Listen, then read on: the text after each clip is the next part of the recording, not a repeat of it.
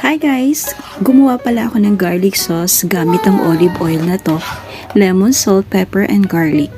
For today's video, gagawa ako ng masarap na merienda, chicken burger with tortilla wrap. Parang shawarma style gawa ng garlic sauce. 2 minutes ang bawat side niyan kasi steam na ang chicken na yan, nabili ko lang sa grocery. So, iyan ang mga isisiksik ko sa tortilla wrap. Ito na ang consistency ng garlic sauce. Yan. Nice. Ang preparation, yan ang preparation ko ha. Ini-speed up ko na lang para mabilis. Ayan. O, diba? Ang sarap. Yan ang preparation ko. Bali, ipapahid ko dito sa may ibabaw ng burger. Yan kasi ang gusto ko kasi. Iba-iba kasi tayo. Minsan yung iba, inuuna na nilang ipahid mismo sa tortilla wrap yung garlic sauce.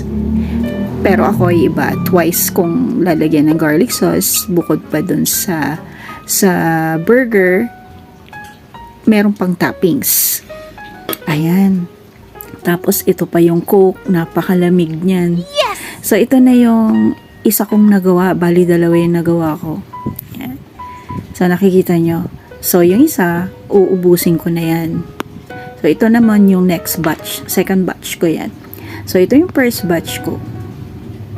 Yan. Ooh, sarap nito mga guys. Yan. Yan na, ito na. Woohoo! Halika, kain tayo. Kaya naubos na yung isa, ito na yung second. Kasi kulang talaga mga besh. Ayan, tinan nyo, pinahid ko na yung garlic sauce. Yan. Ganyan kasi talagang preparation ko. Kaya yung iba-iba, kanya-kanyang tayong style, di ba?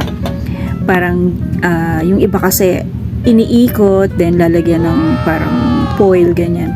Ito yung sa akin, sandwich. Parang sandwich yung dating.